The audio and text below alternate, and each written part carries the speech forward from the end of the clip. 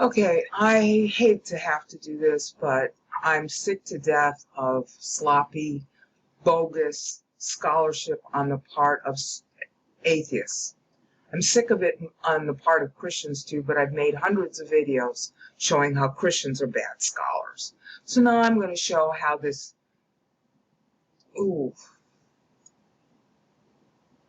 guy, Zoroaster, is a completely dishonest person or a completely incompetent person, one of the two. The video that I'm talking about is going to be linked in the video description. I will try to keep my temper. This is the only way I lose my temper is when I see dishonest or incompetent scholarship by somebody pretending to be a scholar or knowledgeable. In this case, it's this guy named Zoroaster.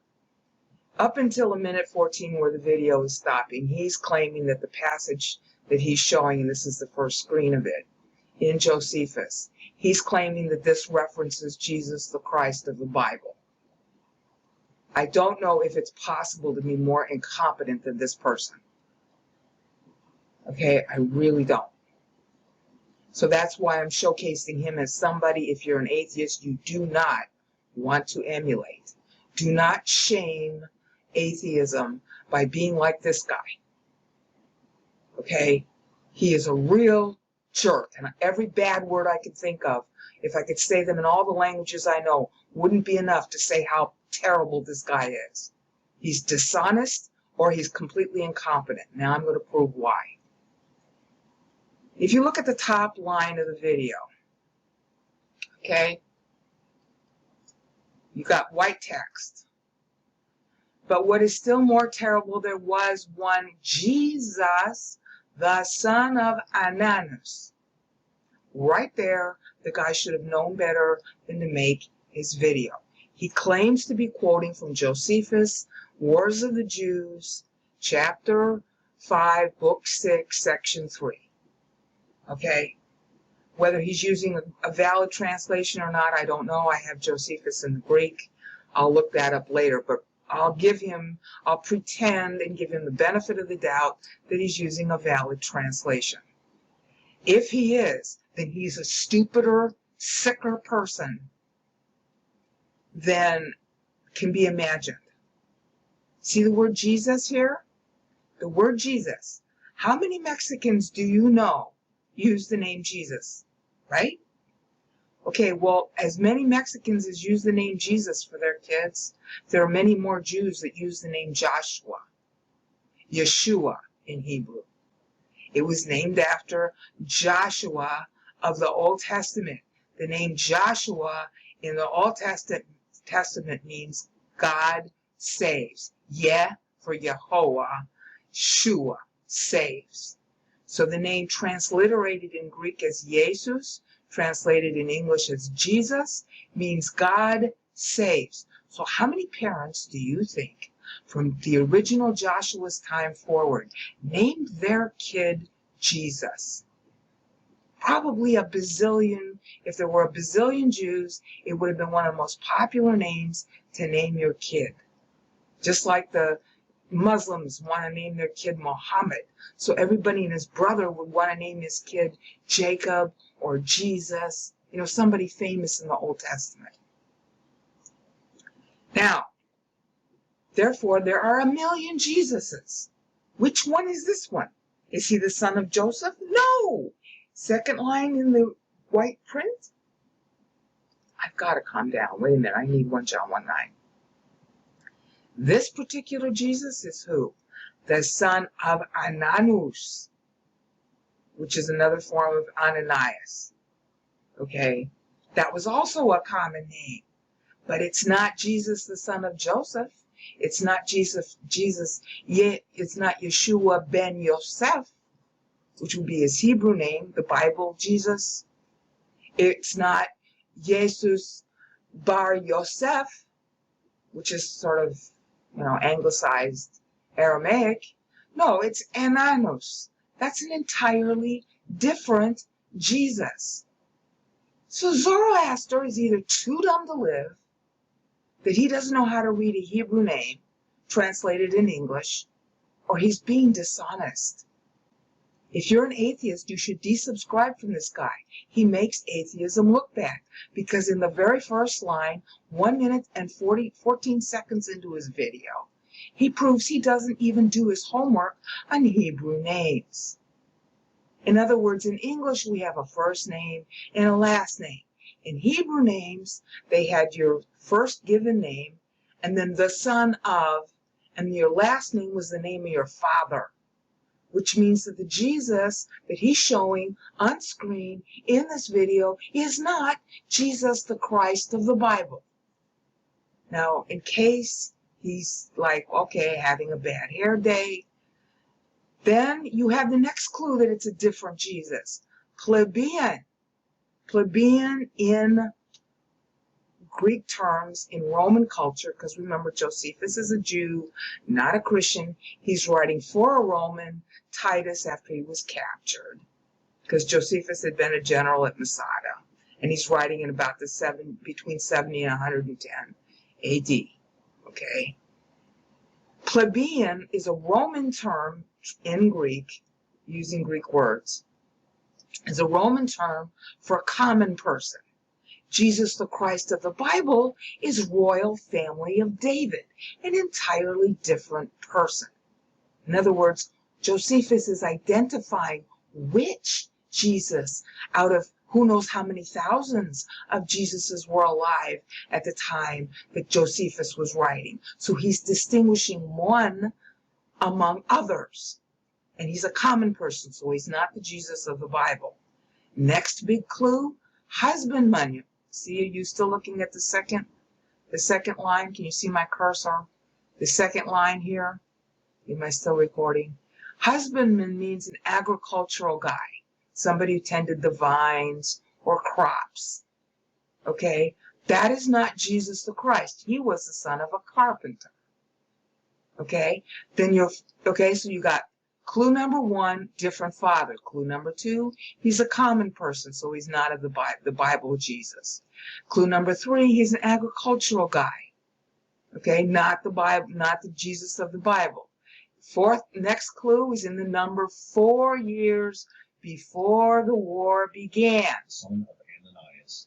See, and he's even reading it and he doesn't know. See, look, he's reading it. A plebeian and a husbandman who, 4 years before the war began. See, Zoroaster is dumber than the dumbest atheist I've ever met. Your fourth big clue is 4 years before the war began. What war? The war that culminated in the capture of Josephus.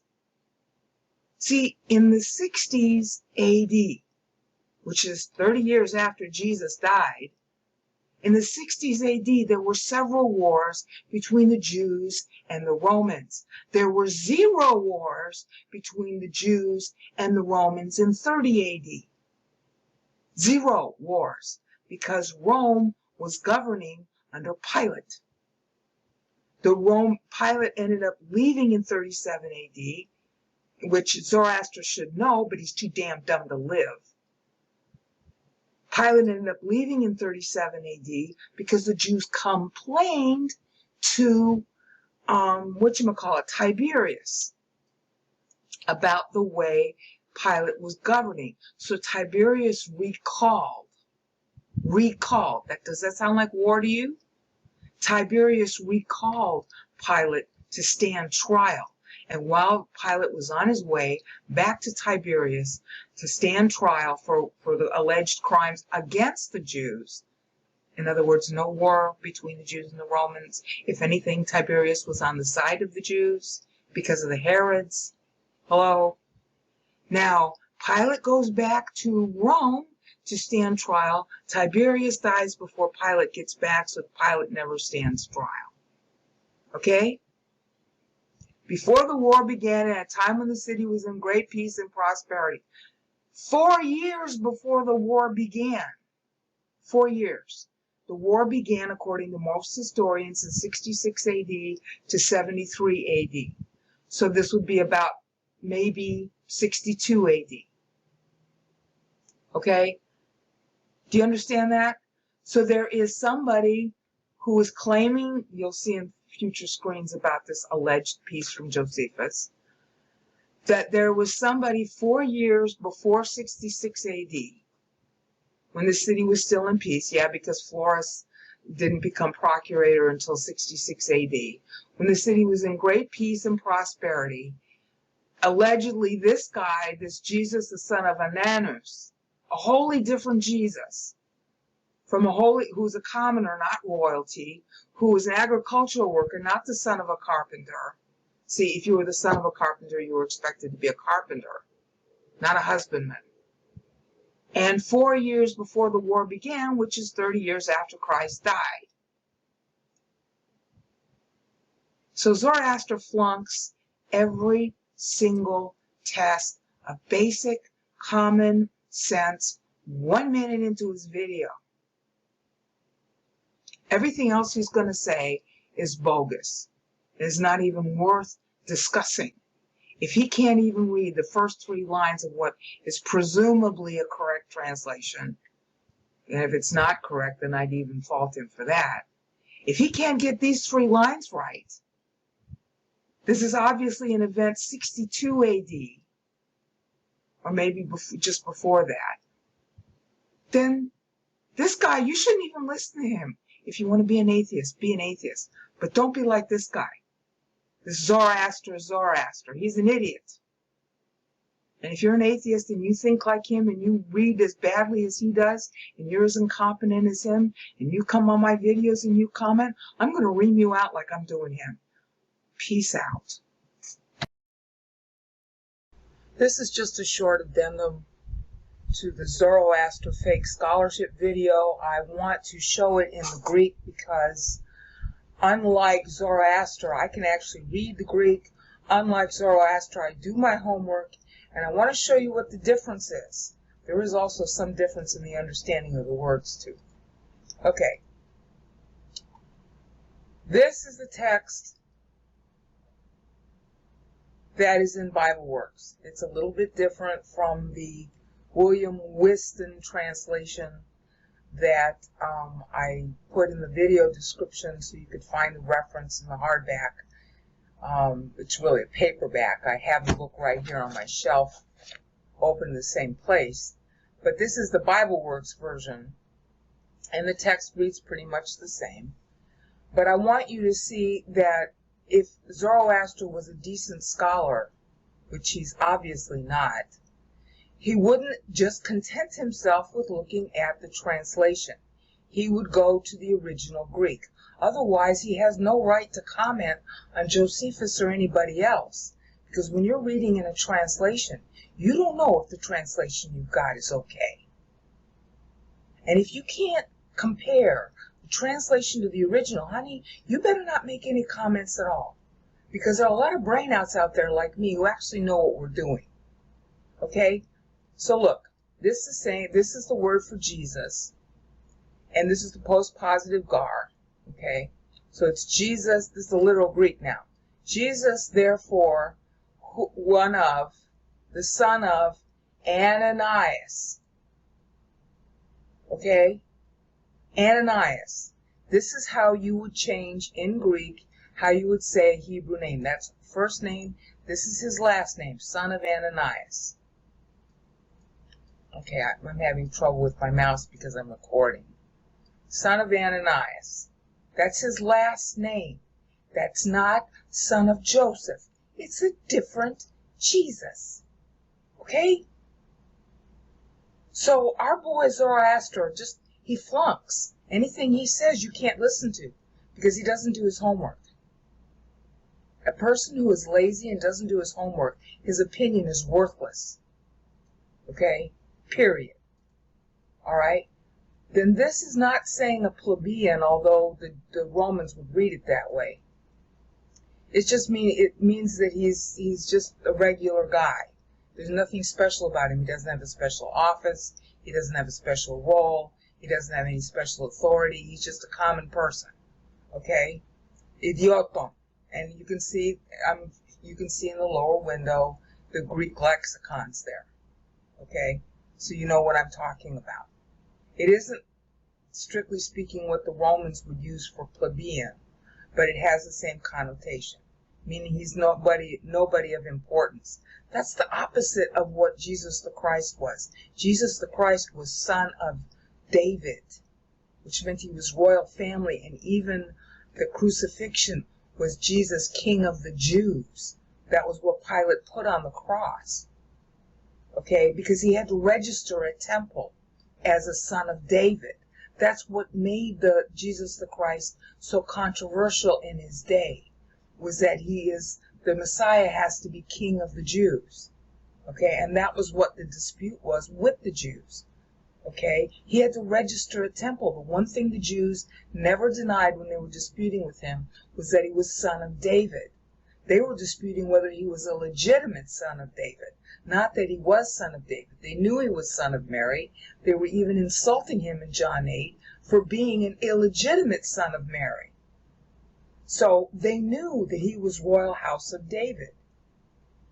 This guy, by contrast, is idios, just anybody. Okay? Then the next word here is hagloikas. Okay? And that just means, it really isn't, it's not exactly husbandman. It means somebody who doesn't know anything. Okay? A nobody. Kind of like the way we talk about Hitler. Alright? Because this is a guy who claimed to be Messiah. This guy here is somebody else claiming to be Messiah. What Josephus is doing is trying to explain how the war came about that culminated in Masada. This is another false Christ. And he was nobody, as distinct from the Jesus of the Bible. And he was considered a bumpkin. A country bumpkin would be the best way to translate hagroikos. Okay? And then this is just saying in the 4th year before the war. Right there. That's in the 4th year before the war. And then Josephus is getting a little bit, what do you want to call it? Hyperbole here. When Jerusalem was at its greatest period of prosperity. Okay, this is under the time of Nero. Jerusalem was not under its greatest period of prosperity at the time of Nero. Nero was imposing all kinds of taxes, which is what culminated really in the rebellion, but I digress. The point is that this description here in the Greek, idioton, okay, that means just, a nobody, okay? And then he reinforces that by saying hagroikos. A country bumpkin would be the best way to translate that. Okay? So I'm sorry that I had to do this, but I just want to show, first, Zoroaster is too dumb to live, or he's being dishonest. And he's certainly not doing his homework, because the translation he's using, he didn't even bother to check whether or not it translated these two words properly, which they didn't. Okay? Alright? To say common man and husbandman is not the proper translation, as you see when you look at the lexicons down in the lower section of the screen. Okay? And it's actually like almost a swear word. It's an epithet. This is an epithet. See Liddell Scott down here? Clownish, boorish. Okay? Country bumpkin. That is using which dictionary? I don't know which lexicon it's using. Oh, Liddell Scott also. But see, Liddell Scott here, clownish, boorish. Oh, I'm not used to using BibleWorks 8, sorry. It's not doing it right. Okay, clownish and boorish. See, down here, where my cursor is, if I click on it, it's going to show the whole lexicon. Alright? See where it says, well, now it's not showing it at all.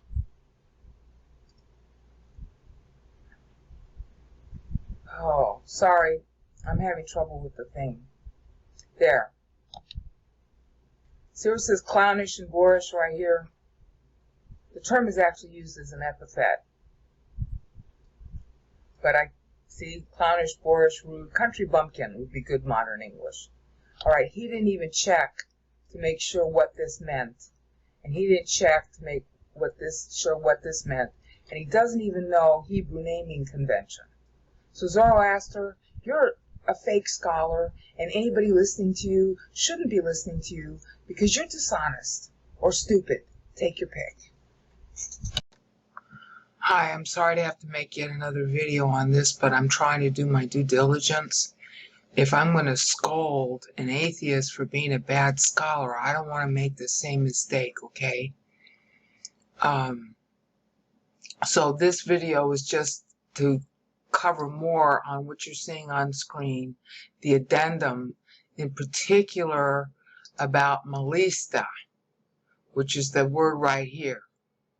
Okay, it's usually in Josephus, they mistranslate it as great or greatest prosperity, okay, which I cover in the video in here. Okay, right here is, I can't highlight it, but you see where the little seashell cursor is? This is malista in Greek, okay? Now, the reason why I have to make this video is I want to make sure that you can check what I'm saying, all right? If I'm going to scold Zoroaster for being a bad scholar, I don't want to make the same mistake as he does. The same thing when I scold Christians for being bad scholars. Okay, so here's how you check what I told you. The trouble is you can't check it easily. Okay, I learned about superlatives versus comparatives in early Greek versus late Greek as part of learning the Bible under my pastor. You don't have 40 years to learn what I did, so I'm trying to figure out how can I give you a quicker way to understand it, because the use of malista here is a big tip-off to the date of the text. Okay, and that's what I say in the video description here. See, right along here, malista, you'll have to read all that. And if you guys need me to do it, I can trace the way the word is used in the Bible. Okay, I've just summarized it here. All right, but let's say that you don't want to go through all that. Let's say instead you want to Google. Okay, the problem with Googling on this topic is that the scholarship is not, it's kind of sloppy. Okay, a lot of these sites that you can find are either written by sort of like amateurs, although I should be classified along with them, or they're very ignorant of the actual history of Greek comparatives versus superlatives. Like this guy here. He didn't know anything about the history. And he lists stuff that's just flat not true. Okay? There was another one. Was it earlier here or is it on the next page?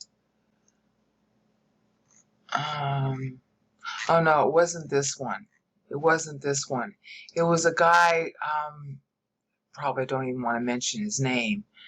There's another guy at charisminfo.com or .net or .org who actually charted out the superlatives versus the comparatives, but his chart is misleading because what he lists as being superlatives in the Bible are not actually superlatives in the text, but comparatives. See, the important thing to know here is that the Greek superlative did not exist, okay, in literature.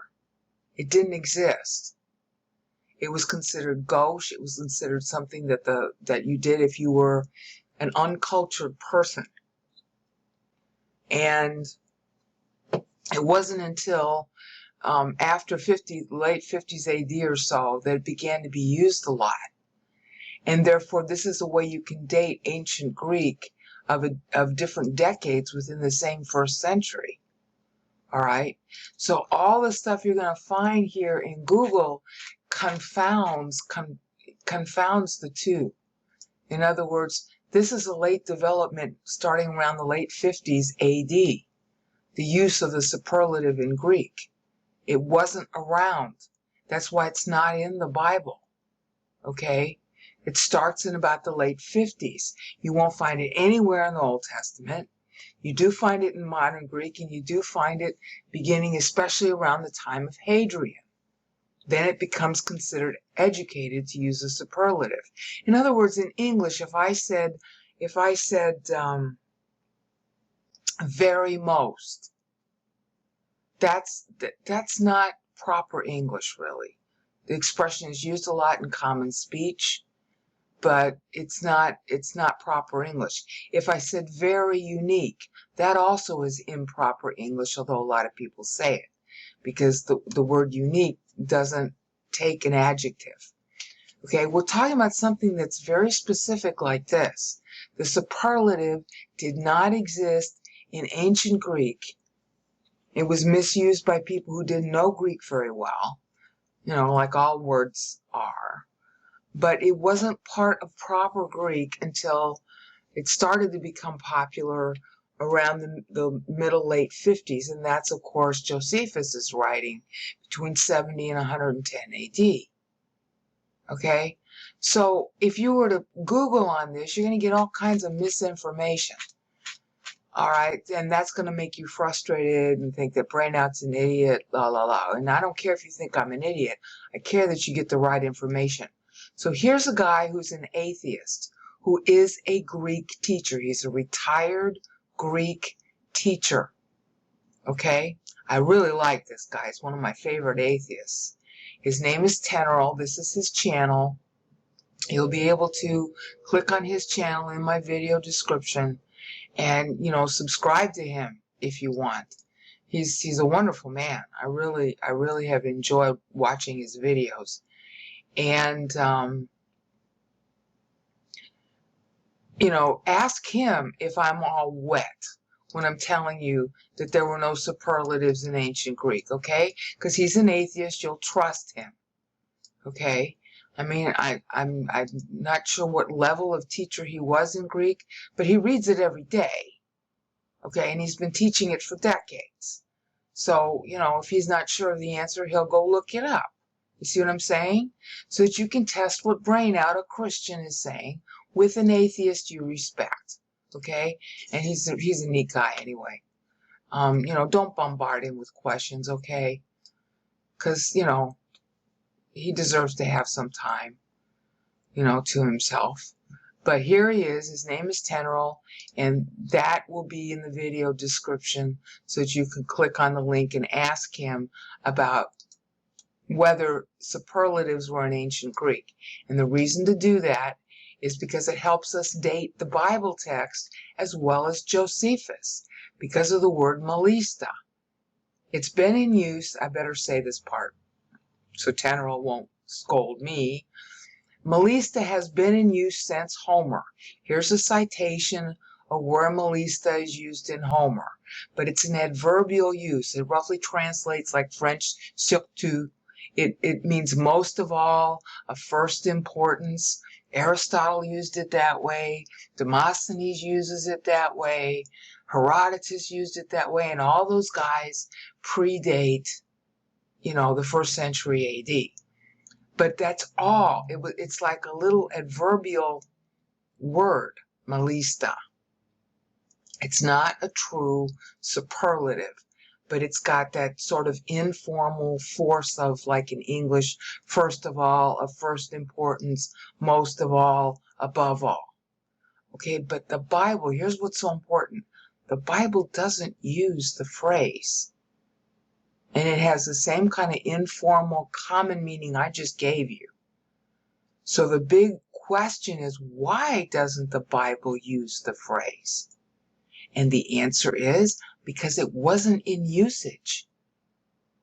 Commonly in usage. It wasn't commonly in usage at the time the Bible was written. And you can trace this because Paul starts to use it frequently in the late 50s AD. He uses it in Acts when he's making his speech, Galatians, Philippians, Timothy, Titus, and Philemon. Okay? He uses it once or twice in Acts. Let me see. I've got the verses here on my other computer. okay, to give you the verses, the actual verses where it is. It's not used in the Gospels at all. Okay, the first time it's not used in the Old Testament at all. It's used in Acts 20:38, Acts 25:26, Acts 26:3. So you see, it suddenly appears. Now, Luke wrote the book of Acts, but he's quoting Paul. Okay? And then the next time it's used is by Paul himself in Galatians 6:10. After that, my favorite verse, Philippians 3:8. Okay? That's, isn't that the one that's got Skubala in it? Yeah. Philippians 3:8. It's got a swear word in it. Modern English is shit. Greek word there is skubala. Modern Greek is scat. Okay? Paul's concluding his works are shit. He's using a swear word. So it's understandable. Oh, he doesn't use Melista in that verse. I'm sorry, that's modern Greek. Skubala is the ancient Greek, but Melista is modern Greek, and it's not being used in the Old Testament. I mean, the New Testament text. Galatians 6:10. After Acts, the next one is Galatians 6:10.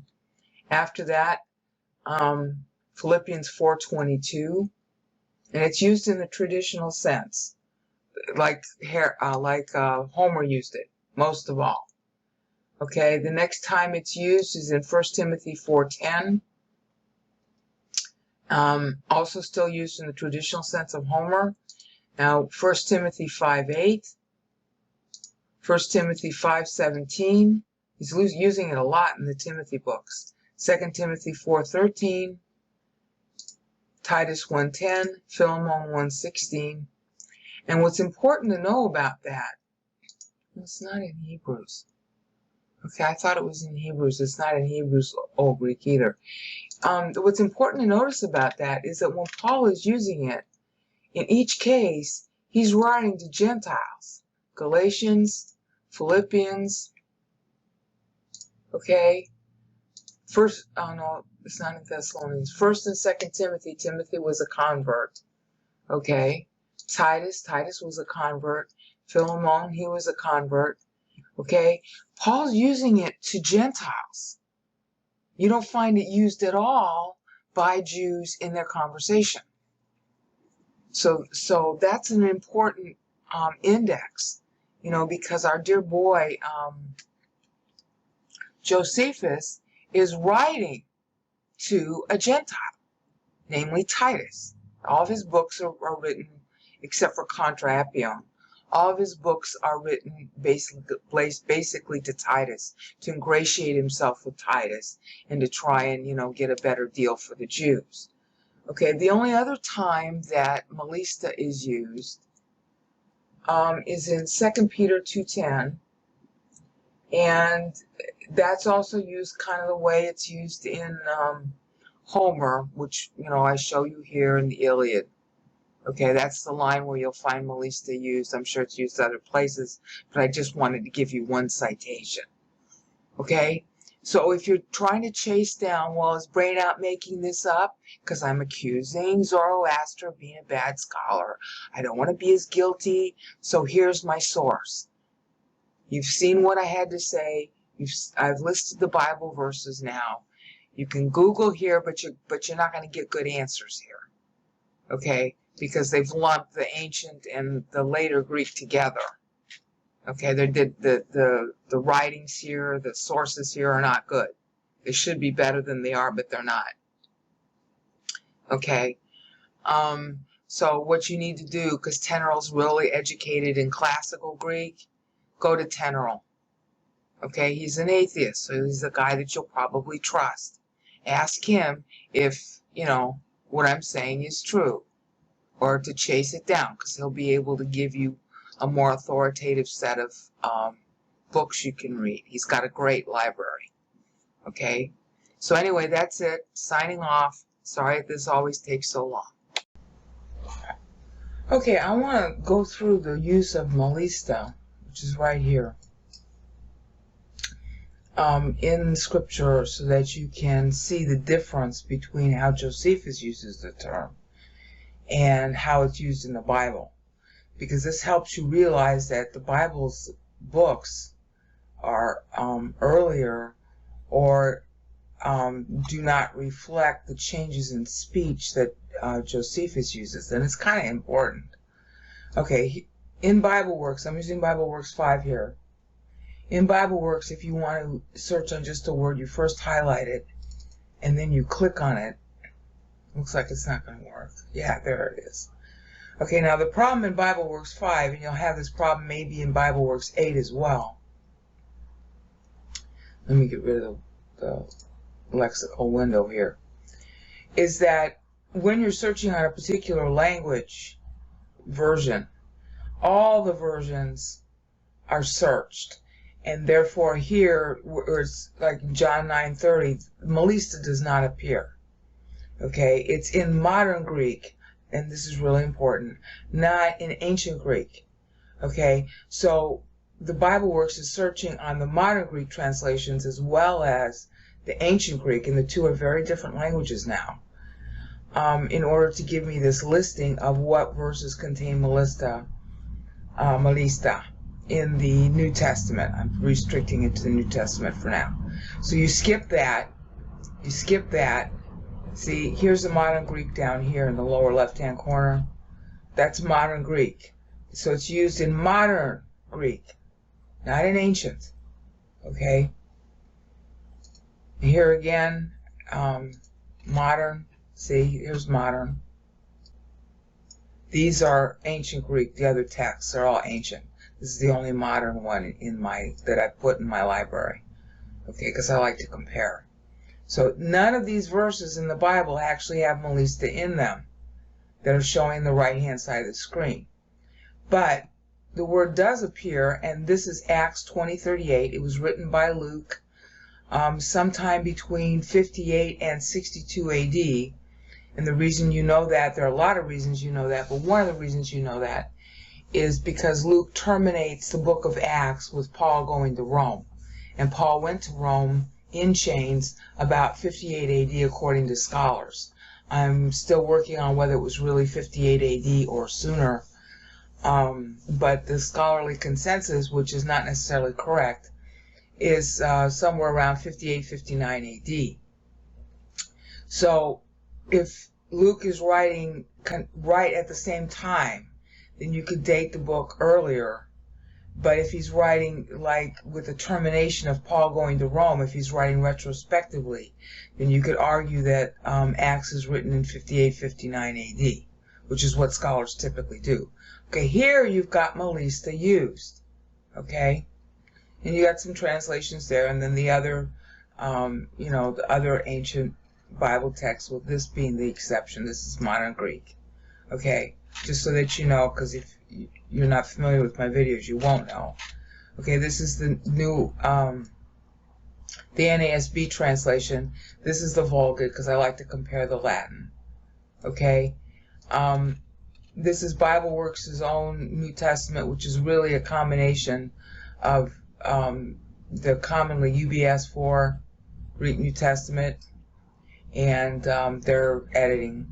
This is the Byzantine, which is Byzantine manuscripts were they're of the same family as the Textus Receptus, but they differ a lot in certain respects. This is modern Greek, right here. This is Scrivener.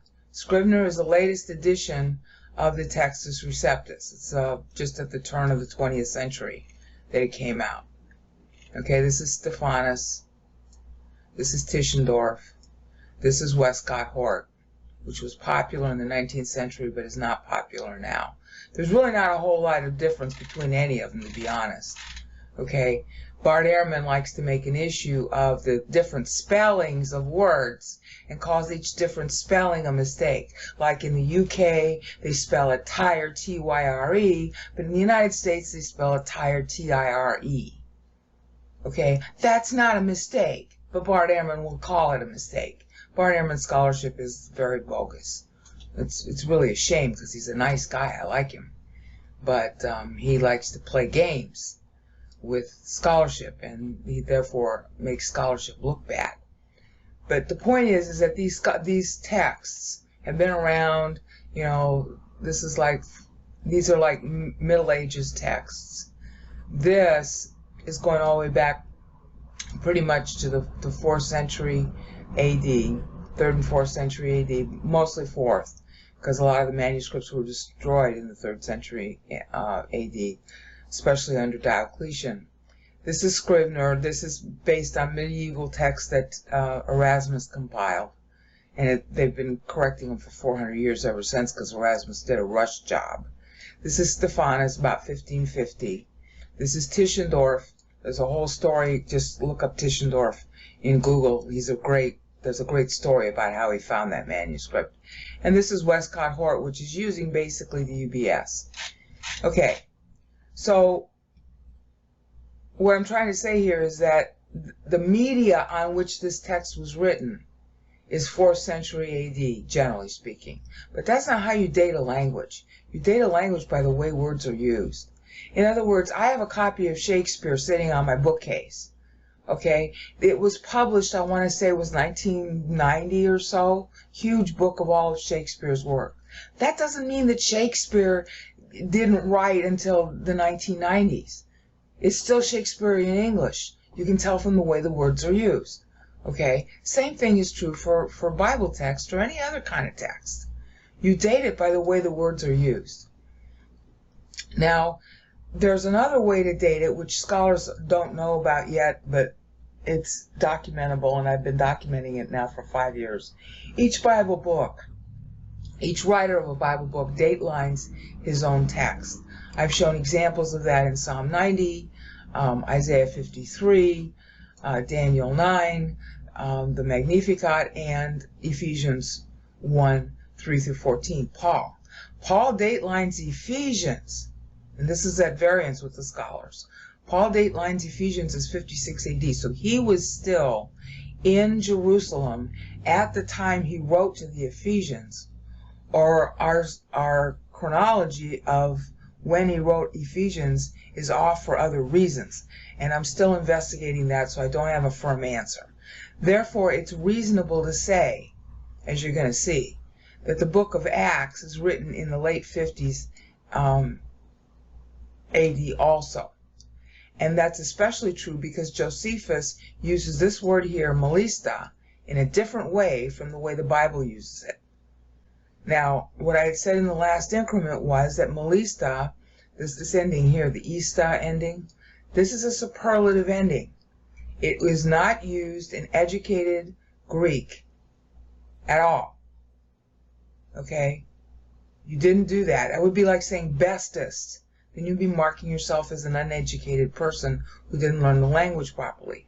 However, and you can check on this in Google, this particular use of malista, which you're going to see me go over several times in this increment, this particular use of malista goes all the way back to Homer. It is almost like a hapax legomena, meaning it's a one-word use. Okay, hapax legomena really is the right term to use. But it's a one-word use of a word as, how do you want to call it? An adverb. An adverb is something that modifies either a verb or an adjective that has something to do with time or a when. It answers the question when, or it answers the question where. Okay? This signifies first in importance, above all, most of all. Homer used it that way, Demosthenes used it that way, Aristotle used it that way, and of course Homer used it that way. But it's a singular use of the term. In other words, it by itself, malista by itself, used the way you're seeing it used here. See? Translated especially. Okay, it's just that word used that way to mean like especially or above others or most of all or higher than the rest. Okay, it's a special word used a special way consistently from Homer forward. That's what's important about this word that helps you date Bible books. It isn't the only word, obviously, that you'd use to date a Bible or any other book, but it is a key word for using dating. That's why I'm making this video. Okay, so when it says especially over the word, that's right here. Melista, epi, toi, logoi. Okay, that means especially over the word. Especially over the news would be a better English translation. Okay, especially over the news. Okay, in context, Paul is having his bad hair day. Oh, I'm going to go die for Jesus. Okay, which is what, Luke in his wry style is leading up to in Acts 21. Because Paul is all feeling sorry for himself, and he's totally out of fellowship at this point. And so this particular verse is talking about that. Okay, so it's just used as an adverb, especially, grieving especially. See, here's the verb, grieving, and here's the word modifying it, especially, above all. So it's an adverb. It's an adverbial use of melista. That has a tradition of usage in the Greek language going all the way back to Homer. It is a dramatic word because the word ista is used. In other words, like in modern English or most other languages I know of, if you keep on using exclamation points and you keep on using superlatives, you kill the stun value of whatever it is you're trying to say. So words like melista were used rarely, and that's exactly what you find in Greek literature. It is used to really highlight something above other stuff.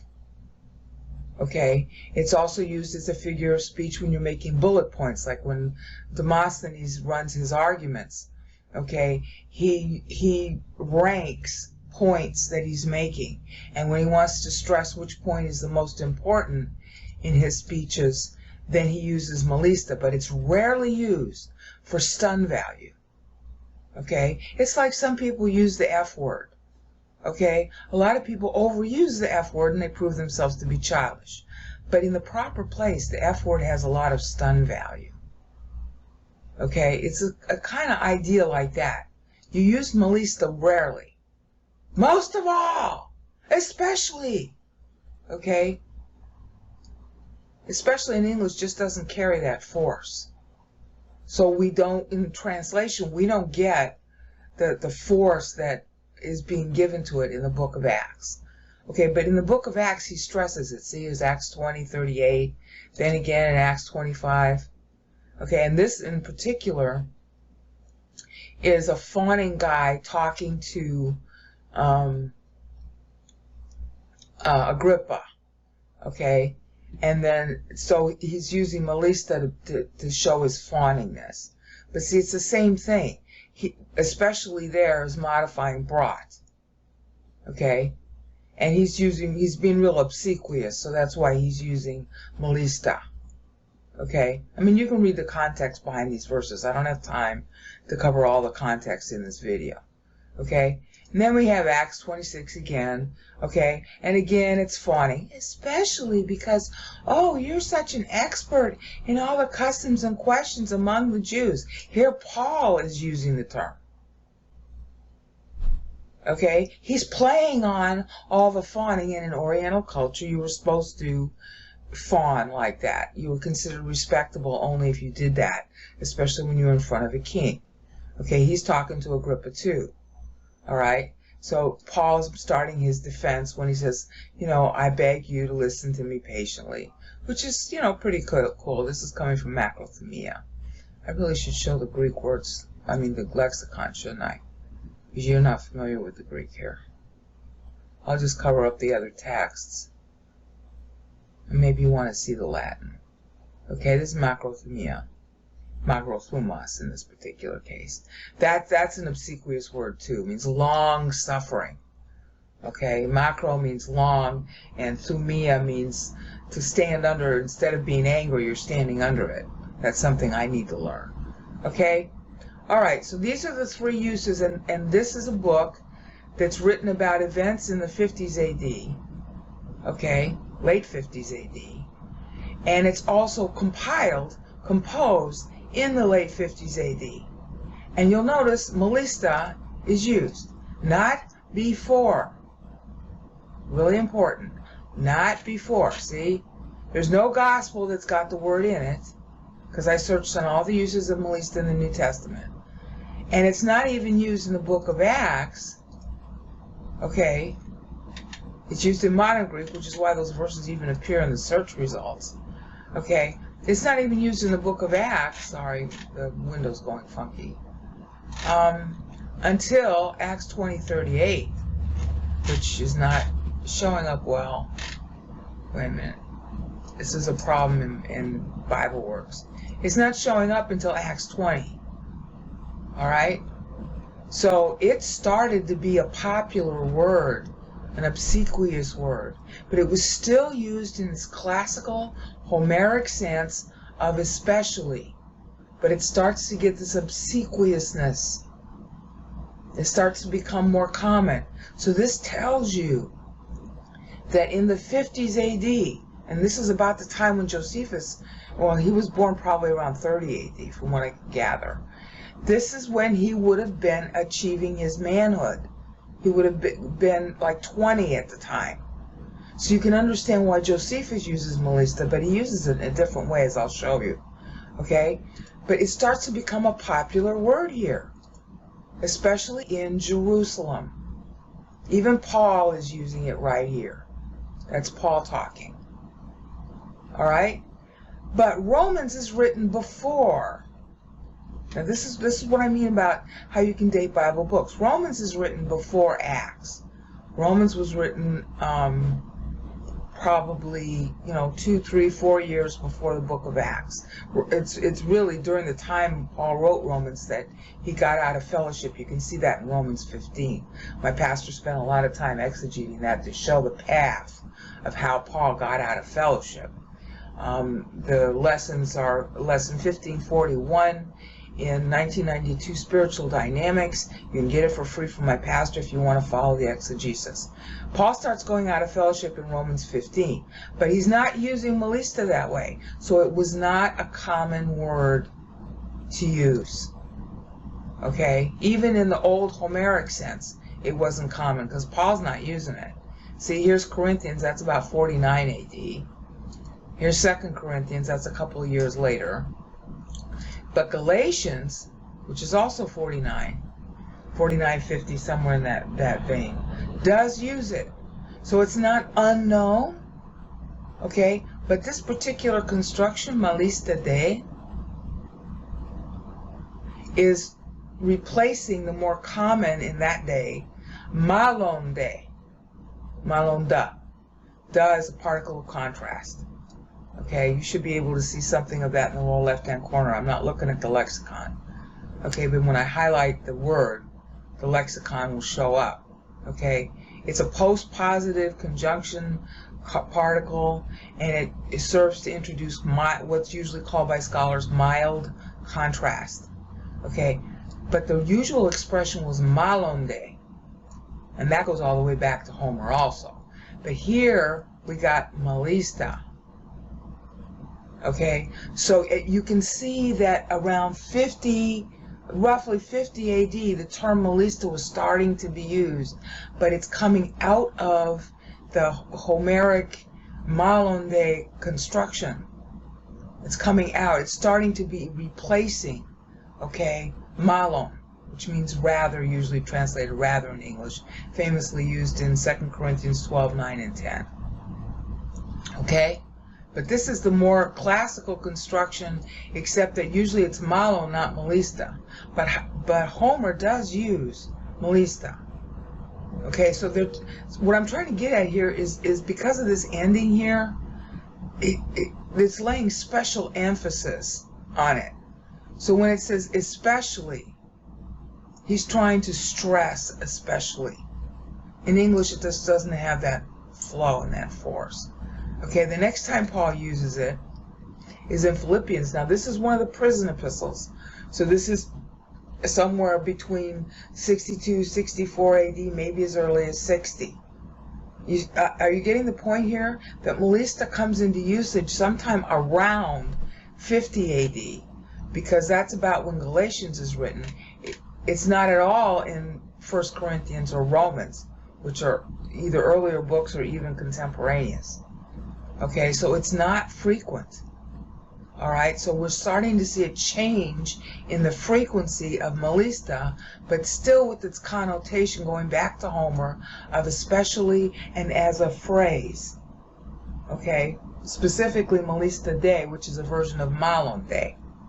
Okay, I'm not bothering to pronounce the Greek correctly. Okay, next usage is in Philippians 4:22. Okay, again, Paul is stressing it. So it starts to be a sort of, I don't know, slang isn't quite the right word, a neologism, which really isn't quite the right word either. It starts to become a popular word between the 50s and the 60s AD. This is when Josephus was a young man, before he became a general. He was either in his teens or he was in his early 20s. So, because I'm leading up to what Josephus actually does with it to show the change. Okay, 1 Thessalonians is also written later. Okay, well, it's not even in there. I'm sorry, earlier. It's not even in there. But Timothy is written while Paul's in prison, and it's written about 60-62 AD. Paul is in Rome when he writes Timothy. Okay, and look at how common it is now. Again, what I'm saying in all this is not conclusive, but it is what the scholar would call suggestive. It's enough occurrence of the word in a specific time frame to be suggestive. Okay, and what you'd have to do if you wanted to be a really good scholar is you'd have to compare the word Melista and all other stuff that we have in Greek extant for the same period. Okay, but I just want to show that even with this suggestiveness, the classical Homeric use of it as especially, okay, see, especially of believers. This is the classical Homeric use where he's using it as an adverb. See, here's the verb, used as a participle. Well, it's an adjectival participle, okay?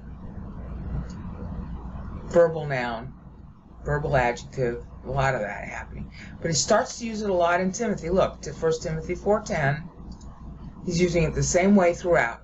1 Timothy 5:8, 1 Timothy 5:17. I gave you the names of the verses in the last video, but I didn't show you the text. Now I'm showing you the text so you can pause it and research it yourself. Okay, again, classical use of Melista as a special word standing on its own. Okay, and then here's another one. Above all, the parchments. In other words, Paul wanted his copies of the Bible parchments he had delivered to him by Timothy for his last stay in jail. Okay, and this is going to be this is a really important verse, because this is how you can date the book of Hebrews as coming out in the year of the 4 emperors. Because Timothy went to Paul just before Paul's execution. This is a verse where Paul's asking him to do so. Okay? And then in the book of Hebrews 13, verse 23, it says that Timothy was released from prison. Yeah, because in the year of the 4 emperors, just after Paul was executed, about 6 months later, Nero was executed, and that's what kicked off the year of the 4 emperors. Okay, Timothy was released because on the ascension of a new emperor, one of the things that they always did was release prisoners, especially prisoners whose legality of being in prison was not quite right. And that was true for Timothy, because all Timothy did was visit Paul. That doesn't make him a criminal. Okay, so Timothy's released in Hebrews 13, verse 23. So that's how we know that 2 Timothy is written about 62, not 62, maybe 66 AD, maybe 67 AD. Okay, because it would take maybe 2-3 months for Timothy to get there with all the instructions Paul was giving him. And notice how common Melista is in 1 and 2 Timothy. The letters are a couple of years apart, I want to say, maybe not. I have to think about that or re-examine it. Okay, Titus. Titus is another prison epistle written in the 60s AD. Early, very early, 60s AD. Okay, because Paul gets out of prison in 64, and then he goes back into prison maybe 66. Okay, so maybe there's a year or two between these two letters.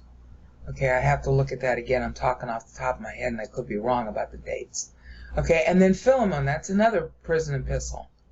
Okay, these are all Paul's writings. Look at how common Melista is now.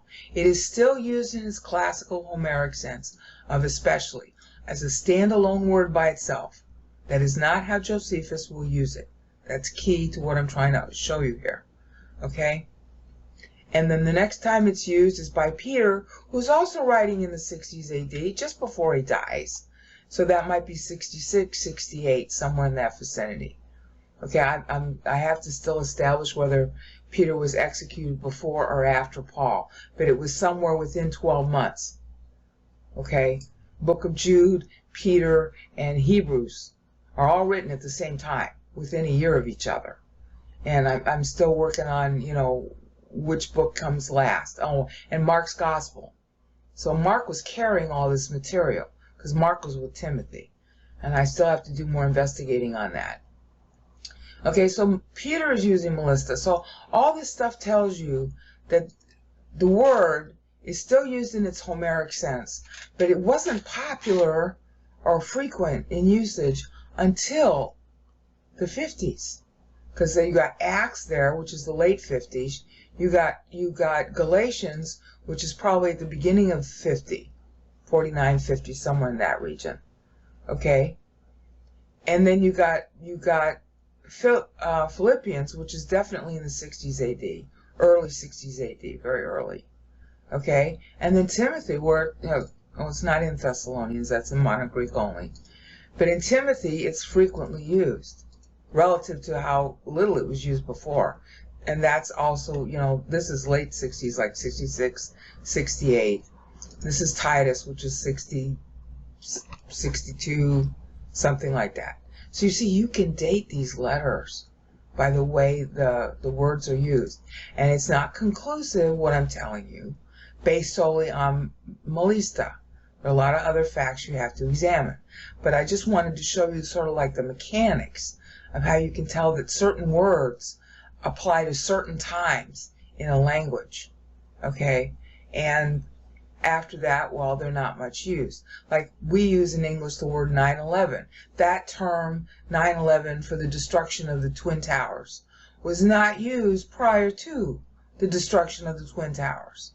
Okay? So if somebody's looking at English, 1,000 years from now, they're going to be able to do with 9/11 what I'm doing with Melista to help show the dating of when the word started to be used. 9/11 was a term used to mean something else prior to the destruction of the Twin Towers. You with me on that? 9/11 meant dialing an emergency number, or it meant a date prior to the destruction of the 10 Towers. With the destruction of the 10 Towers, the term 9/11 came to mean the destruction of the 10 Towers. The same is shown, the same sort of idea, essence of the idea, is with Melista. Here it's being shown in its traditional usage, but even the traditional usage wasn't in popular speech until about the 50s, 60s AD, somewhere like that, when Josephus was becoming a man. All right?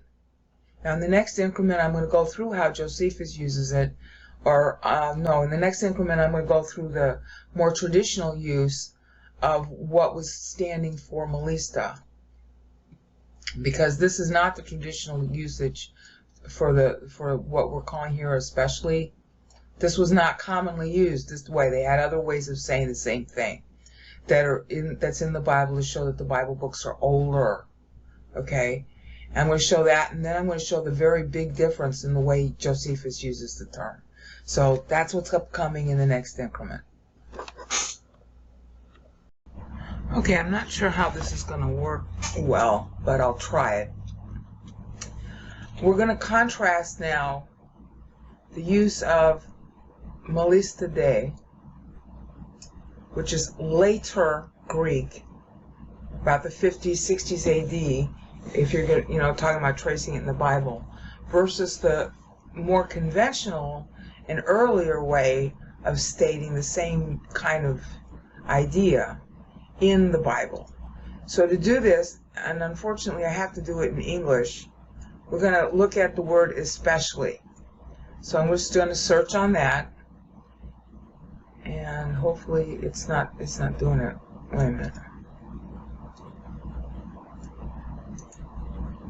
Search for the string. And this is the way the word especially is translated, which isn't necessarily what we're looking for. But I have to go through all of those things and see what, what various translations call especially. Okay, let me change this to English, I think. All right. The New American Standard Version doesn't follow the same translation conventions as do other English Bibles, so it's not going to be as easy to follow. But I can distinguish. Okay, see, like the later Standard Version, that's newer English Standard Version, is using especially in this verse. Now let's see what they use to translate it with especially. Okay, really means including, but this is that told all. That's translated everything here. And then the more conventional way that in Greek you would use like especially or even is with kai, and then that would be followed by the object. Okay, so the kai is used ascensively. There's an ascensive use, there's an additional use, usually called copulative by scholars. Okay, instead of saying especially or using malon or using especially malista, they would just, in the older Greek, you just use kai. And the same thing is true in the Old Testament. I'm just trying to keep this video short. You can do the same kind of search in the Old Testament. I'm just restricting it to the New because it's older Greek. Matthew's is older Greek. Matthew's is 30 AD Greek. Okay, so he's only using kai when he writes, because Matthew's doing a lot of narrative in his own Greek. Okay, and he's just using kai. Kai can mean including, even, really would be a better translation here. Okay, they reported everything, even, which adds stress to what happened to the demoniacs. In other words, in Greek there's a convention of speech where when you want to stress something, you put it at the end of a sentence, and you use kai in what might be considered, a stressing, rubricating position, like it is here. Okay, so to translate this, instead of saying including what happened, as especially what happened, like the ESV does down here, the ESV being one of the later translations in the English by a bunch of scholars, this isn't a bad translation, because it's in the last part of the sentence, which in Greek stresses it, because it's the last thing you remember. So they're sort of saying, hi, the herdsmen the herdsmen flee, they go into the city, they told everything that happened to them, but they are stressing what happened to the demon-possessed men. Okay, and that's not a bad translation. All right, but the word that we want to focus on is what word in Greek is used to explain that, to add the stress. It's just a kai. That's very frequent in older Greek. Just use kai.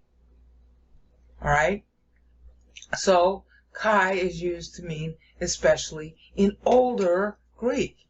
Same thing, of course, is true in Mark, except Mark is written about 68 AD, and what surprises me about Mark is that Mark is not using malista anywhere. I would have expected him to use it. All right? And here again, you have the ESV, or who's the book using it as especially? I mean especially.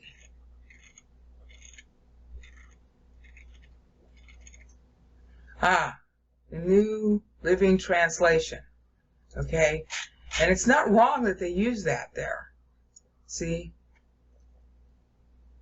It's saying, for even the Pharisees, and especially the Pharisees.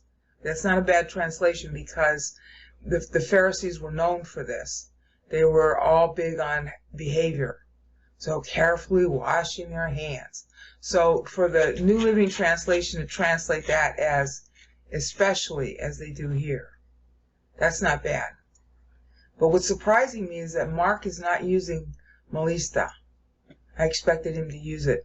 But since he's writing his gospel, and each gospel writer has a different rhetorical style that he uses to tell information everybody already knows.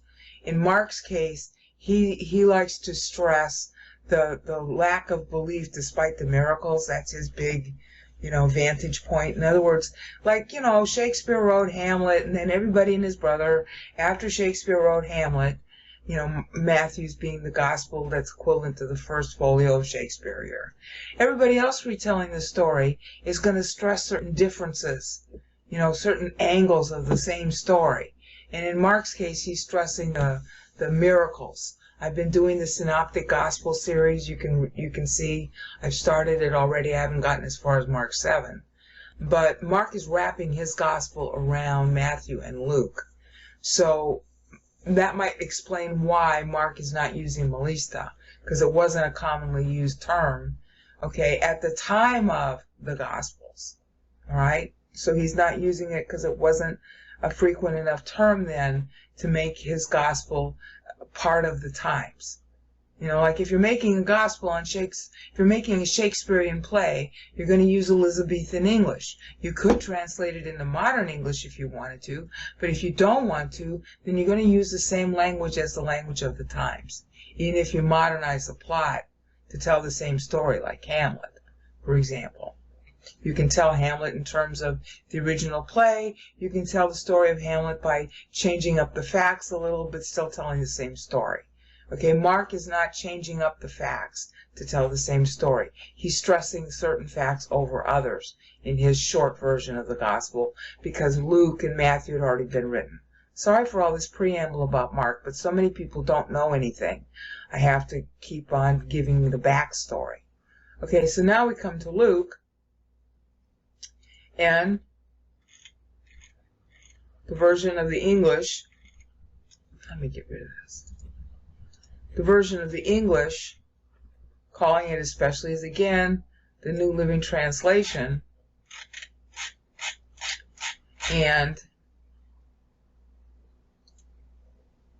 he's even. All right? So it's the same thing. It's using kai to say especially. All right, here it's more frequently translated even, but again, somebody's using it to say especially, and that's okay. That's the New King James Version this time, is saying especially. All right, so now it's used twice, and that gives it more force. Even you, it's got the force of especially you because of nunda. All right. In other words, this and this are tied together. All right? And so that's why especially is used in one of the translations. Then we have John 19:31, which is one of my favorite passages. So which Bible is translating that as especially? About the high Sabbath. All right. John isn't using the word especially. He's using a word, though, that can be read that way because he's talking about, let me give you the, see, when he's talking about this Sabbath, this is the high Sabbath, for Pilate. Let me pull this down.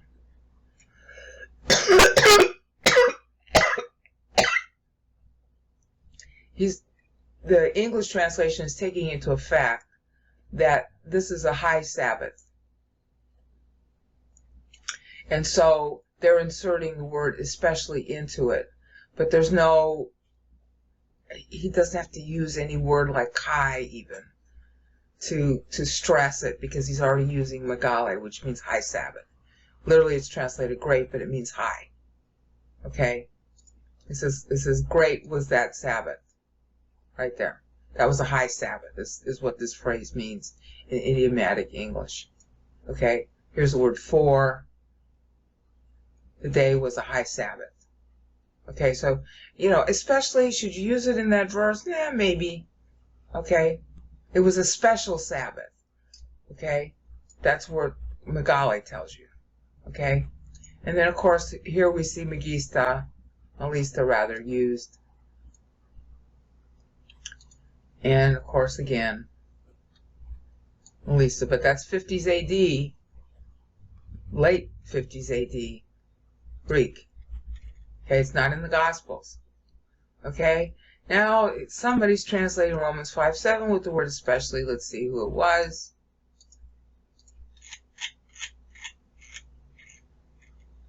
Especially good. Okay, I don't know if I would use that because Paul isn't even using that. Okay, this is translated even. Someone would even dare to die. See, it's translated properly even here. So a sensitive use of kai. In other words, if they wanted to say especially in earlier Greek, they would use kai, kaida, malon, malonda. They wouldn't use melista.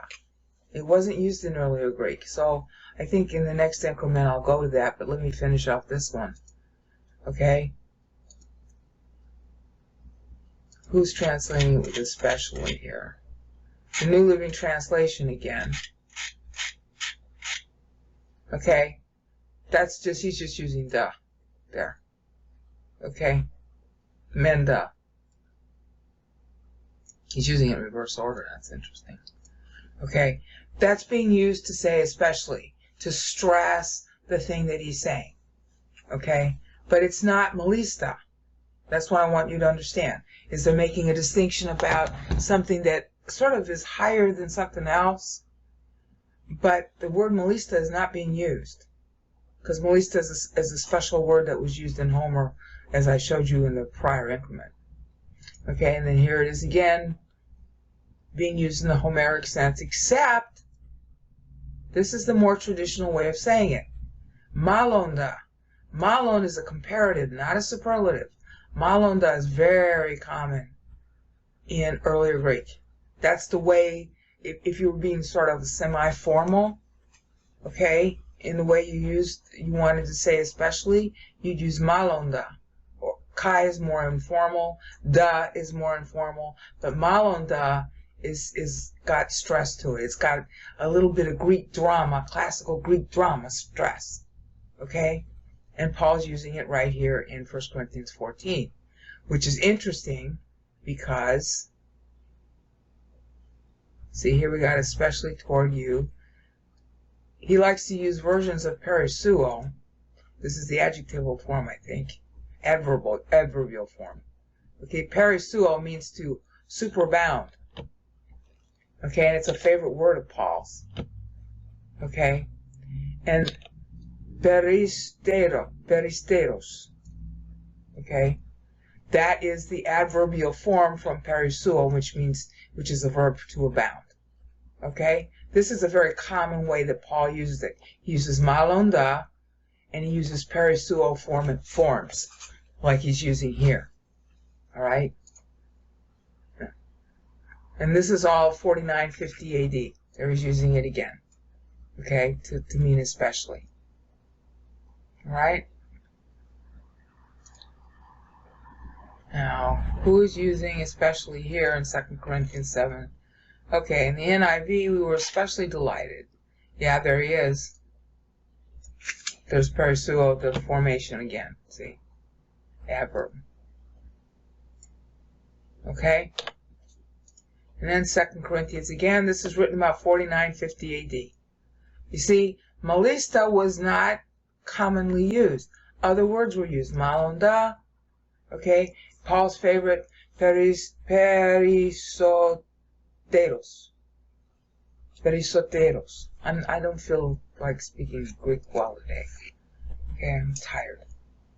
That's not an excuse, it's just a fact. Okay, so here we go. And in 10:14, where is it again? Oh, I'm back to 10:13 now. And what are they translating as especially? See, this is what you need to go through if you're going to do your Bible homework correctly. Okay, New King James especially includes you. Okay, so what are the Greek words that are used, especially just a simple kai? So Paul uses peristosteros and kai and malonda in the earlier letters. In the Gospels, it was da or kai. We didn't see even malon yet. It might be there. I'm going to search on it, but okay. And then here,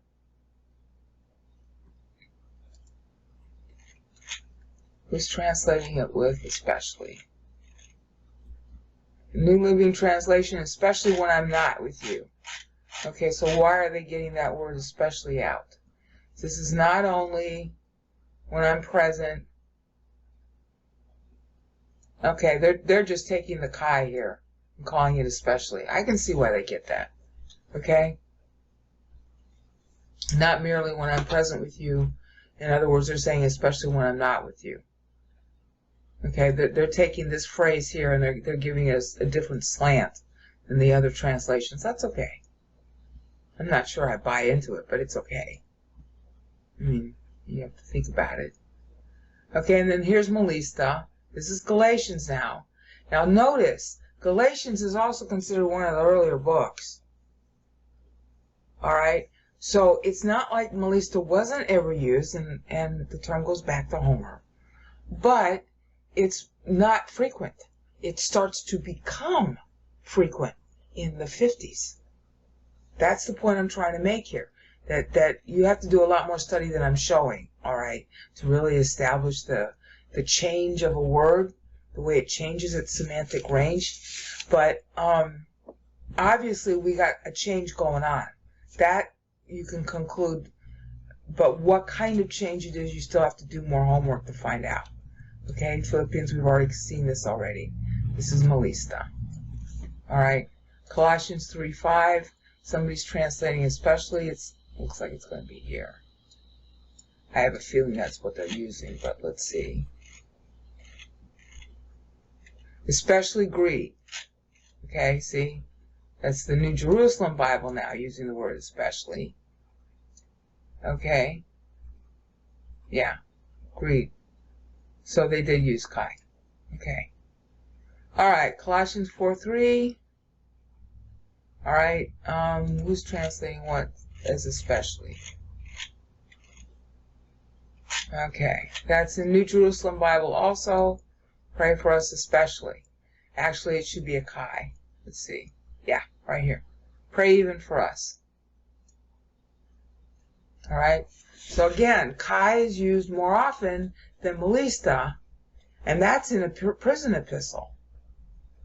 Alright, so in other words, the traditional use was kai, malonda, and Paul's favorite, peristeros. Okay? But Melista started to come into being used in the 50s. This is a prison epistle, and he's still not using Melista here. Alright? In other words, he's not using it uniformly as a replacement for the more classical, traditional Greek. Why? Because Paul was born before Melista became popular. So his speech is going to be a mix of what's then popular when he writes and the more traditional, which is the Greek that he actually learned. Okay? So Thessalonians, that's another early epistle. Who's translating that as especially? New Jerusalem Bible, especially strong desire. Okay?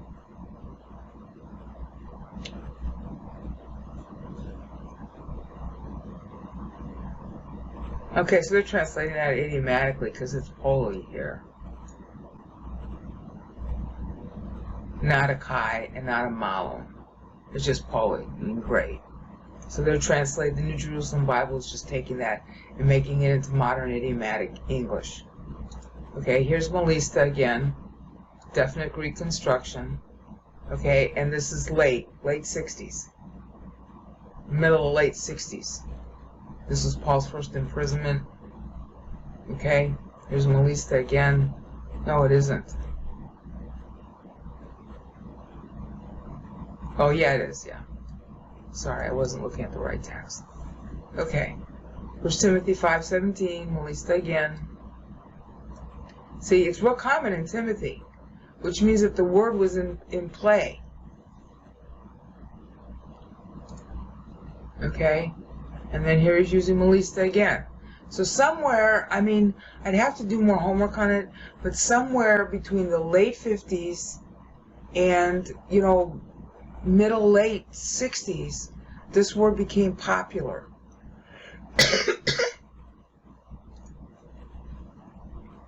Okay, here it is again. Timothy, Philemon. I've already gone through this in the earlier increments, so I'm not spending much time on it. But see, he's still using modern day. Okay? He uses Melissa. This is really an interesting construction.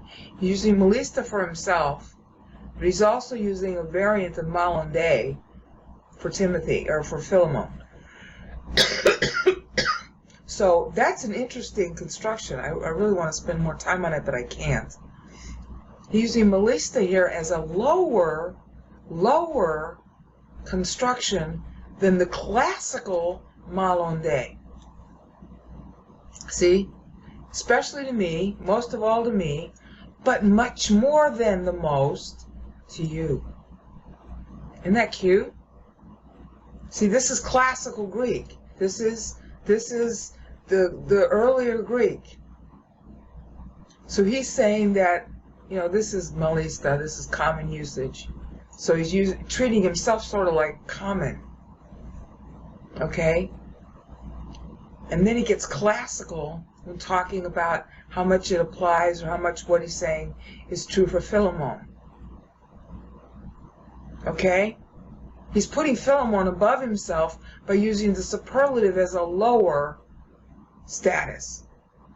And he's taking classical Greek and applying it to Philemon, asserting a higher value to Philemon than to himself, Paul. Isn't that cute? That's a really important verse to look at. I wonder how much Greek literature uses this construction. I bet it does, because Paul was a classicist, as are most of the Bible writers. Okay, then we got Hebrews 10:25,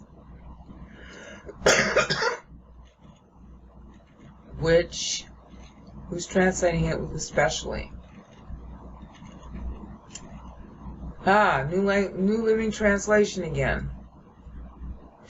Now the day is coming. Okay, Malon, classical Greek.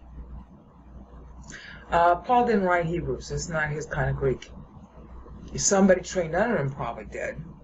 And somebody well versed in classical Greek did. But I'm not sure who. Neither is anybody else. Somebody, just invented the idea that Paul wrote it. But you can prove that he didn't, especially in Hebrews 13:23 when it's talking about Timothy being released. Paul had just been killed.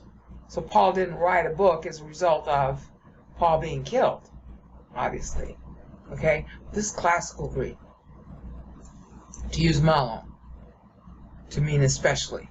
Okay? So all the more is how they're translating it. And the Greek word they're translating to mean that is malon. Okay? That proves to you that, again, there's some kind of gradual change in the way Melissa is used versus the earlier Greek represented here by malon that's happening in the 50s and the 60s. And again, if I were myself less than 60 years old and I were going to seminary, which, I don't believe women should do that, but if I were a guy, that I would do my doctorate on this, because this is a great word to use to show the changes in the Greek language within 10 years. Okay? Then we got Hebrews 12:1. Who's translating that with especially, and what Greek words therefore are they using? New Living Translation again. Especially the sin that so easily hinders. Okay. So, Kai. They're translating Kai as especially. So again, that's more classical Greek, using Kai sensibly. and it's still the same writer of Hebrews. Okay, he doesn't use Melista at all. Okay, and then there's Hebrews 13:19. See, whoever it was somebody who was with Paul, because he got out. Was it Mark? I doubt it, because Mark's Greek is very different, but maybe, because a person can change his writing style. And who's translating it? Okay, the New American Bible is translating especially, that's probably a Kai, I didn't look. The, he's using the. Particle of contrast. See, malun, da, peristeros, which is Paul's favorite keyword, rather than melista and Kai, in a sensitive, is how you would say something like especially. Melista is, again, got its origin in Homer, or maybe even before Homer, but it doesn't become part and parcel of common speech until sometime in the 50s, 60s AD, as we're seeing here even in 2 Peter. See, because Peter's using it, but he doesn't use it anywhere else. Okay? Who's Melista? Right here. Melista da. That's a neologism. It's still classical Homer idea, but the words that they're using to express it have changed. Alright? And we got 3 John 1:5 being translated especially, and he's using Kai in its traditional use, offensive. Okay, now in the next increment I'm going to show you the difference. Hopefully you've seen enough of this. I know it's been boring, but hopefully you've seen enough of the constructions. I mean, I could do more, but the basics are shown in this video. And the next increment, I'm going to show you how Josephus uses it, which is very different from what you've seen here. Okay, this is going to be a quick video on Melissa, again, this time used in Josephus. The problem that I'm going to have is that in BibleWorks 8, I cannot search on his use of Melissa the way I had showed you in BibleWorks 5 for the other books of the Bible. Now, presumably this problem of not being able to search is fixed in BibleWorks version 9, so maybe you can search in your copy of Josephus in BibleWorks.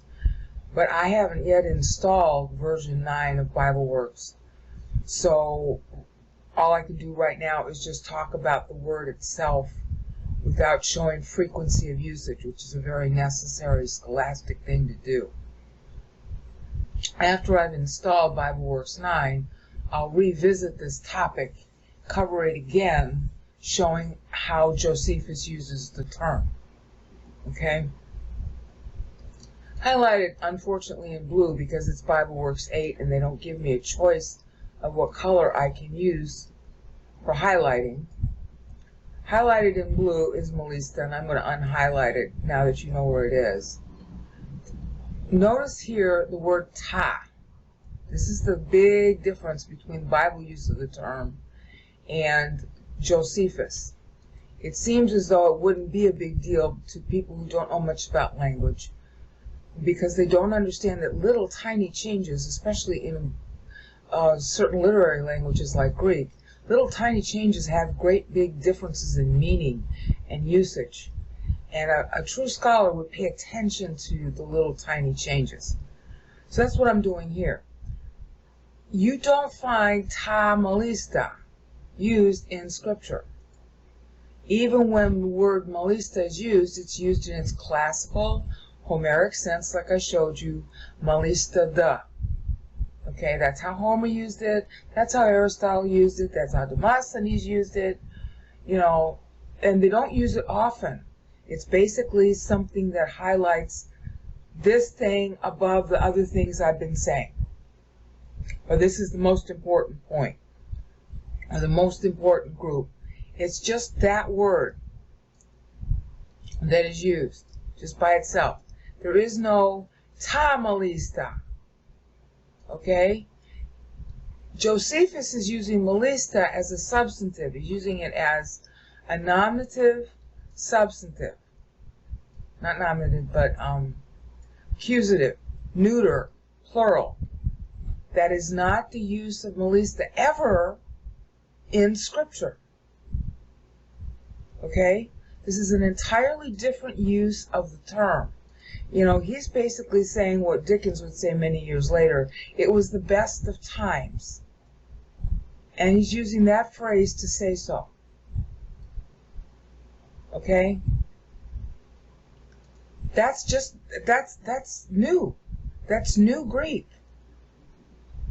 Greek, you know, even Paul, who was writing, what, in the late 60s AD, he never used the term. Neither did anybody else in the Bible. And John is writing in the 90s AD. John doesn't use Melissa at all, anywhere. So this must be something either special to the Romans, or Josephus is writing, you know, I want to say that he's writing in the late 70s AD, but whatever it is, this is new. This is a change in the way the Greek language is written. And as you'll see in the next increment, by Hadrian's time, this kind of usage of the word Melissa had become common. Except they don't say ta Melissa, it's T. Alright? And you're going to see that because I'm going to show you the text in the next increment. But what I want to get across to you is that the older use of Melissa was just as an adverb, and then as a phrase it would be Melissa da. It was very seldom used. Yes, it goes back to Homer, but that's the only use of it. It was not used as a superlative. It was used to mean especially to distinguish one thing from others with a great deal of stress. But it became used commonly by the late 50s, maybe late 50s, definitely late 50s AD, and then was still in usage in the middle 60s AD, because we saw that it's even in the Bible text, used in the classic Homeric sense. But it is not used this way. It is not used, Melissa is not used as a substantive. Okay? Here it's being used as a substantive even though it's an adjective. And that is, Greek does do that. But it's not used this way anywhere else. Okay? Or if it is used elsewhere, it's not used elsewhere in the Bible. Now, unfortunately, my mouse isn't working. And unfortunately, when I go to highlight, I can only use dark blue, because some ding-dong at BibleWorks decided that we no longer would have the ability to craft our own highlighting colors. That's why I stay on BibleWorks 5. It's a much better version in terms of usage. So just understand here that I can't get the mouse to highlight it properly. The ta Melissa here, that's a new usage of the word as a substantive, as a superlative, using the ta to designate it as a substantive, because otherwise it's just still an adjective adverb. That's where Josephus differs. Now, how often does Josephus use the term in his writings? I don't know. I'm going to have to install BibleWorks 9 and find out. But do you understand the difference? This is an entirely different usage versus what I showed you in Scripture, which means that this is new compared to Scripture, that the Scripture is older than when he's writing, okay? At least most of it, because it's not in John either, and John is definitely written in the 90s AD. John datelines Revelation as 94 AD in Revelation 1 through 3. He uses the meter to dateline his book, like every other Bible writer does. So this is either being written after the 90s AD, and maybe it is, maybe the original copy that Josephus wrote was in the 70s AD, and then he edited it several times. That was a very common thing to do. And by the time we get this final copy here, it's using post-90 AD vocabulary. That could be. I don't know enough to say more than what I'm telling you now. But do you see that there is indeed a change in the use of Melissa? If not, yell at me in the comments. Am I still recording? Peace out. Okay, here's another thing to look at on Melista.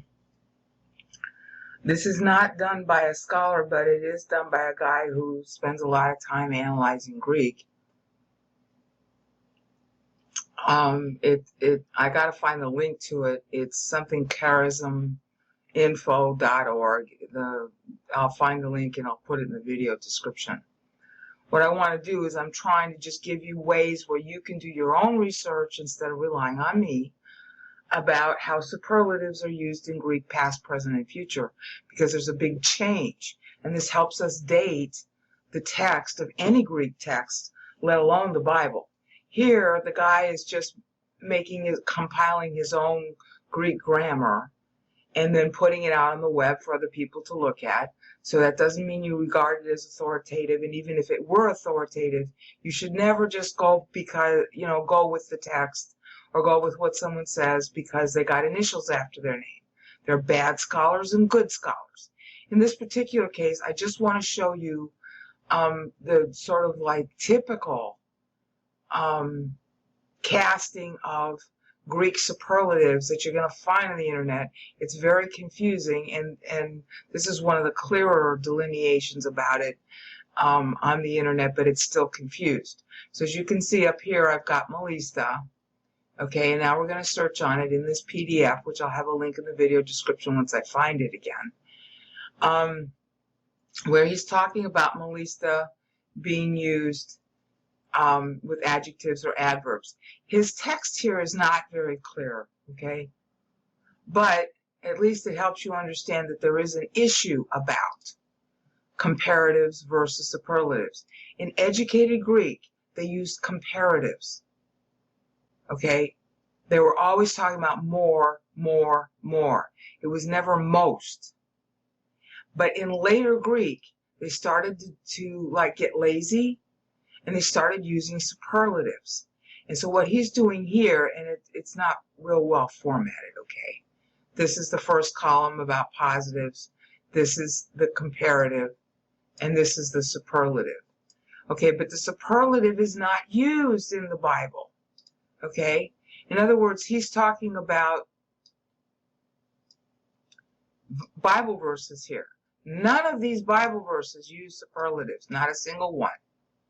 Okay? The same thing is true here. All these verses he's citing, none of them use the superlative. They're using versions of these words, because I looked up all the Bible verses. In other words, Matthew 28 does not use the word taxistos from taxus, okay? And it doesn't mean swift. It means suddenly. This is the wrong translation for tacus. Tacus is a rapture adverb, and it means suddenly, next in sequence, without prior warning. It means suddenly, not swift. Swift is a bad translation. It's usually translated quickly or soon, and it causes no end of trouble for the tribulational Christians, okay, the pre-trib Christians. This doesn't mean swift, and it doesn't mean soon, and it doesn't mean quickly. It means suddenly. Like an earthquake happens suddenly, without prior warning, okay? Like all of a sudden you're standing there and the next thing you know, the vase on your shelf drops, okay? It could be ready to drop for years and years and years, but it suddenly drops at the instant it drops. Okay, that's what takus means. Takus is the right pronunciation of it. This word taxistos does not exist in the Bible, and it does not exist in the time of the Bible's Greek. All right? It comes later. All right? So when he cites Matthew here, it makes it look like taxistos is in Matthew. It's not. Okay? So all of these Bible verses are not using these superlative forms. No Bible book uses these superlative forms. I checked them. All right? They're not there. Peter does use megistos in 2 Peter, but the author of this PDF is not citing that, and megistos is not used in Matthew 27:60. Now, why is that important? Because Matthew was written in the roughly 30, 32, 33 AD. Okay, 1 Corinthians is written somewhere around 44, 49 AD, maybe even 50. Again, Matthew's written in the early 30s AD. You can tell from the Greek, and the superlatives were not used. The first time megistos is used in the Bible is by Peter in 2 Peter, which is written in the late, late 60s AD. Okay? And this, of course, isn't used in the Bible at all. All right? That's what I want to show you, is there is a change to the usage of the superlative that occurs starting about mid-1st century and going forward. And that's really important because Josephus is writing between 70 and 110 AD.